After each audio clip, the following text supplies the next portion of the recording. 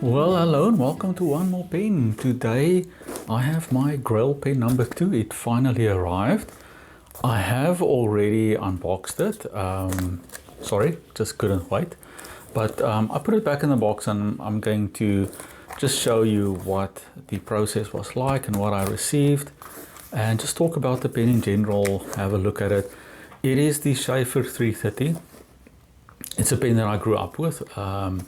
My dad gave it to me, and I spent a lot of time writing with this pen in school, so it's a pen that I really love. I was looking for one forever. Really struggled to find one.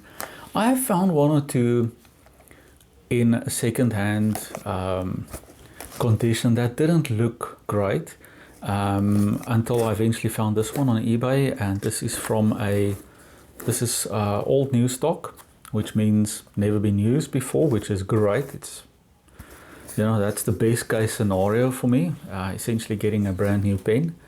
And so I was very happy when it eventually came. I gotta say that if you ever think of mailing something to someone in South Africa, which is where I am, please don't bargain on using the postal service in South Africa to get it delivered, because that does not work. Our postal service has generally collapsed in many places. We have some areas that I think still work fine, but it's not reliable anymore, definitely not reliable.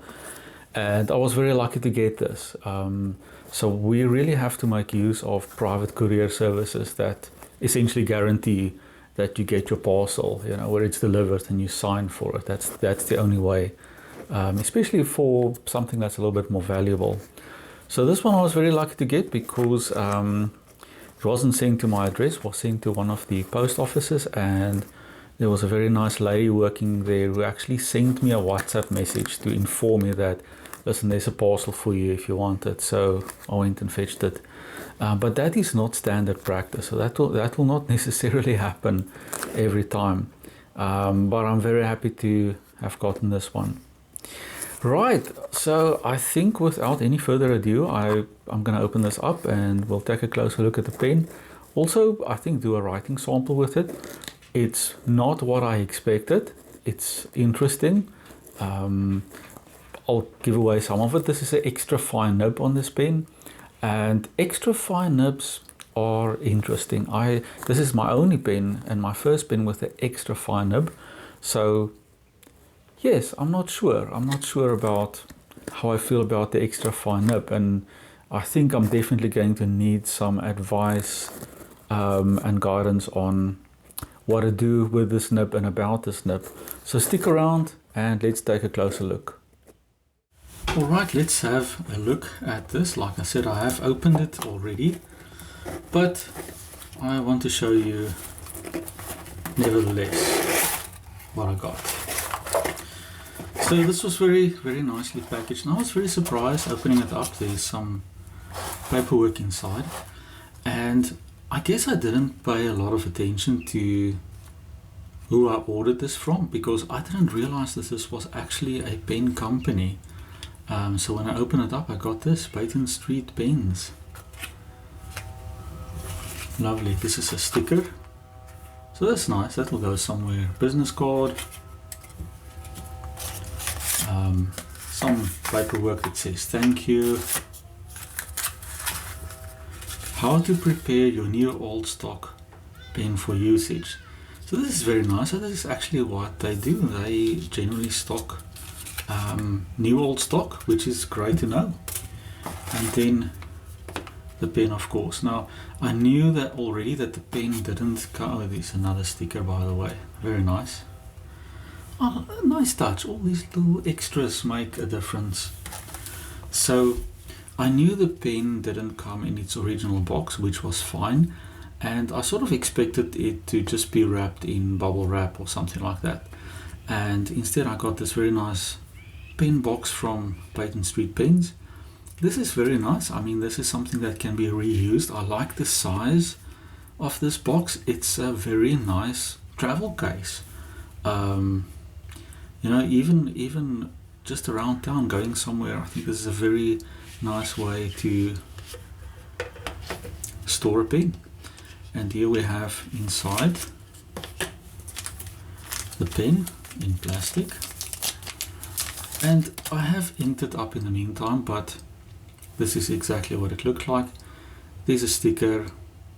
It simply says Sheaffer 330 XF, I assume for extra fine. And I haven't removed it yet, but I'll be removing the sticker now. And this is the very iconic pen. It's the pen that I remember. Nothing at the top or at the bottom, so very clean. The clip is very short. I would normally expect the clip to come down till about there, and it is somewhat springy, but I probably wouldn't force, because it's so short, I wouldn't force this clip much. And because it's a pen that I just really value, I wouldn't want that to break. A really large silver trim, chrome trim band there. On the barrel, let's see if we will be able to, I don't know if we will be able to read this at all, but it says made in USA. Sheaffer, made in USA. And that's the exterior of the pen. We uncap it and we see that nib that I'm so crazy about. On the nib it just says Sheaffer, and very tiny over there it says USA. Interesting, I saw this on the photos when I ordered the pen. The nib is curved upwards slightly. I wasn't sure if that is normal for pens like this, and here is where I would like your opinion. I actually did ask a couple of people, and some people did say that it's very normal. I don't remember mine being curved at all though, so that's interesting. And the original pen that I had was a fine and not an extra fine, so that's another difference. Cosmo has just joined us, so please excuse me while I relocate him to more appropriate space for him. Cosmo wants to sit in the window, so I'll just give you a quick view. There he is, enjoying his view of me as well as the outdoors. So let's get back to the pen. Alright, so now that Cosmo has settled down and I got rid of the boxes and stuff, we can get back into the pen. So I was talking about the curve on the nib, which is unusual. Also, this is an extra fine, I've got to say. That nib is sharp. That is a really sharp nib.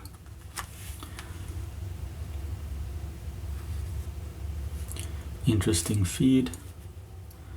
And we unscrew the barrel, and it came with a, no, it didn't. Did it come with a converter? Actually, I honestly cannot remember right now whether this pen came with a converter in the box. No, I don't think it did. In any case, I had a few Sheaffer converters, so it doesn't matter. So just got a, now, okay, maybe I should show you what I have. So that's what these converters look like. And so this is it's proprietary, of course. You cannot just use any converter on here. It's not standard anything. Wow, things really want to roll off my desk. Just want to dab a little bit of ink out of the converter there and pop it back in. Hopefully that won't interrupt the ink flow at all. So this is the pen. Very light, fits very comfortably in the hand. It's not a large pen, but it's comfortable enough. It doesn't need to be posted, although if we had to, we could post it, but no need for me to do that. So let's do a writing sample and have a look at this very fine nib. Alright, here we go. So this, like I said, this is very fine. My first extra fine nib.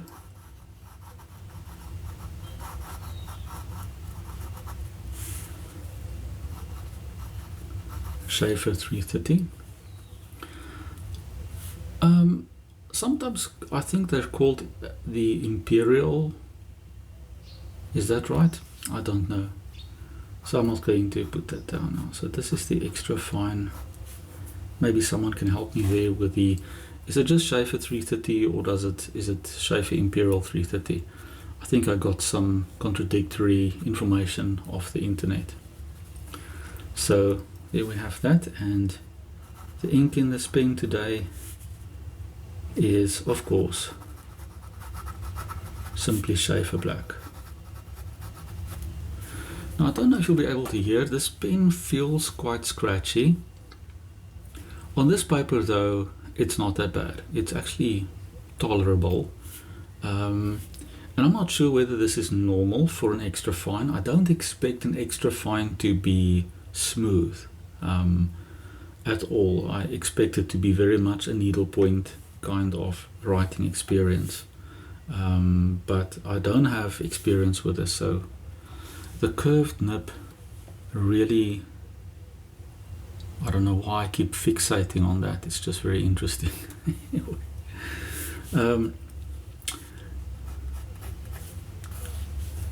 Not bad at all, I think, for an extra fine. I mean, it's not going to lay down a lot of ink being extra fine, but that is certainly wet enough. Do we get line variation? Well, I don't even know if I should try. But with a tiny bit of pressure, I'm not going to put a lot of pressure on this nib, you could probably get just a slightly darker line. So maybe you can push it from an extra fine to a fine, but that would certainly not be comfortable to write like that, because the nib does produce a lot of feedback. So that would not be comfortable at all. In fact, the way that I'm writing, I barely put any pressure on the nib at all. So this is very much the weight of the pen doing that, which I think is not bad at all. With such a fine nib, I guess one would, I mean, your handwriting would probably adjust and be smaller.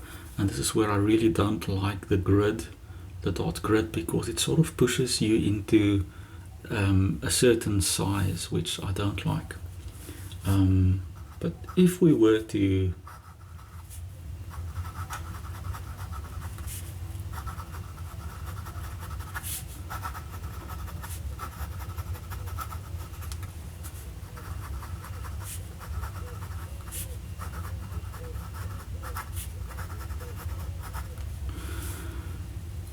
it's not bad at all, I must say.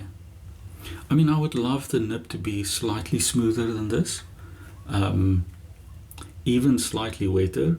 But again, I think this is just an extra fine nib. I think it's perfectly normal for what this pen is. I don't think there's anything wrong with it. This is just a matter of preference. But this is not bad at all. I can see this pen being very useful for someone who does a lot of really fine sketching or drawing. I think perhaps somebody who works with numbers or anywhere where you really need to have a really small handwriting. I can see this being very useful. All in all, for me, this is just a really classy pen that brings back a lot of memories. I did not expect that I would find one in this condition, so this is an extra special surprise, very pleasant surprise. Very happy to have it. To the people at Peyton Street Pens, if you're watching, thank you very much. For me, this pen is worth much more than what I paid for it, so I'm really happy to have it. It's not a pen I think that I would use as an everyday carry. It's far too valuable for me. It will stay in the office, and I think I will enjoy using it. So thanks for watching, everyone. Please remember to like and subscribe, and let me know about the curved nib, if this is something that you've seen before, whether that is normal. In any event, the pen writes perfectly fine. I do expect that this is just probably within a normal range of variation you might see on a nib. That's what I think. I certainly wouldn't fiddle with it, especially because it's writing perfectly well. So as far as I'm concerned, it's fine. See you next time.